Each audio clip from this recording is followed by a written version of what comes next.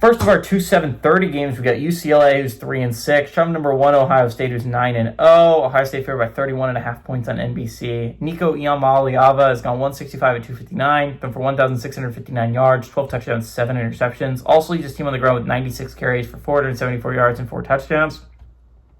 Quasi Gilmer has had 33 catches for 395 yards and 2 touchdowns. Julian Sayin has gone 203 at 251, thrown for 2,491 yards, 24 touchdowns, 4 interceptions.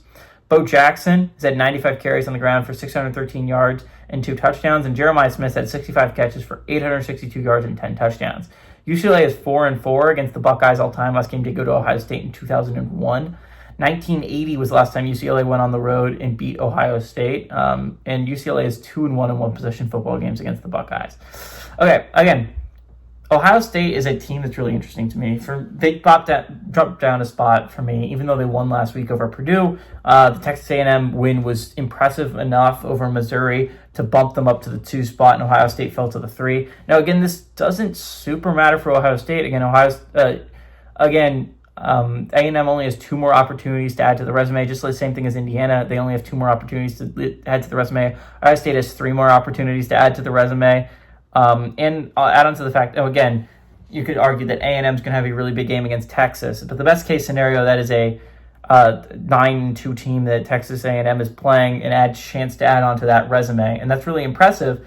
But Ohio State has the chance to do the same thing. That could be a 9-3, a 9-2 Michigan team that they're going on the road to beat, and they could easily add it to the resume. The only thing for Ohio State that you're worrying about right now is you don't really matter. It doesn't really matter to you if you finish ahead of Indiana or behind them. To me, you need to finish ahead of A&M, and that's the big thing. If I'm an Ohio State fan, is to have a better resume than A&M heading into that big game against Indiana. Because again, that means whoever wins the Big Ten championship game just wins the 1 seed, and that's big for Ohio State because it puts you in a position where you can just win the 1 seed outright.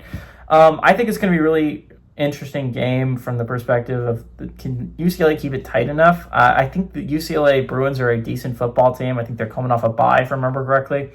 Now, again, no team has held more than a 3-point lead against Ohio State, and no team has had a lead outside of the first quarter.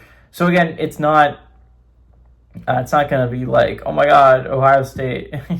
If UCLA can hang tight in this, it would be impressive. No team has really held tight outside of Texas at the beginning of the year, and even them, it was a miracle they even got somewhat back in that game. I like the Buckeyes to win still, but I think the Bruins can keep it closer than 31.5. I don't expect them to keep it real tight, but I think the Bruins can keep it tighter than 31.5. Give me the Bruins to cover, but the Buckeyes to win outright.